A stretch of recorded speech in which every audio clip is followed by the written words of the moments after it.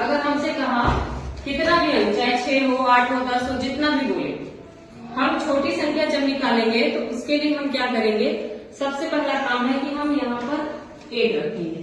ठीक, छोटी के लिए ध्यान रखना, जब हम छोटी संख्या निकालेंगे तो पहला काम हमारा क्या होगा, हम 1 को बैठाएंगे और 1 बैठाने के बाद उसमें हम जितने अंक का बोलेगा उससे 1 कम 0 बैठाएंगे।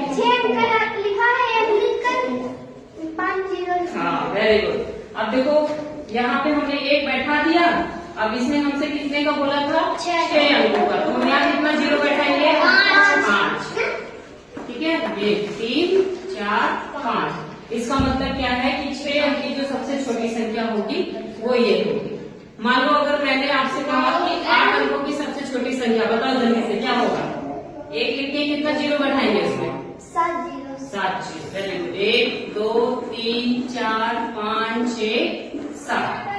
क्या कर रहे हैं हम लोग, जब भी हमसे किसी भी नंबर का कहा जाए कि इस नंबर की सबसे छोटी संख्या बनाओ, है ना, मतलब कि 6 अंकों की, चाहे 5 अंकों की, 4 अंकों की सबसे छोटी संख्या निकालो, तो हम क्या करेंगे, पहले 1 को बैठाएंगे और जितना का पूछेगा उससे 1 कम 0 बैठाएंगे।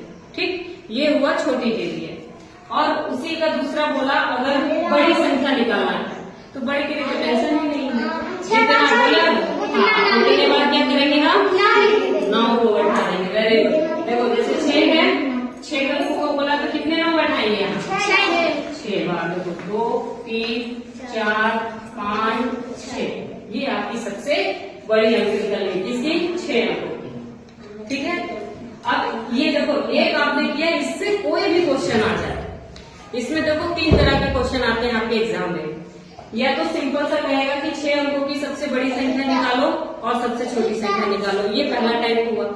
दूसरे में वो क्या बोलता है कि 6 अंकों की सबसे बड़ी संख्या और 6 अंकों की सबसे छोटी संख्या, दोनों का अंतर क्या होगा।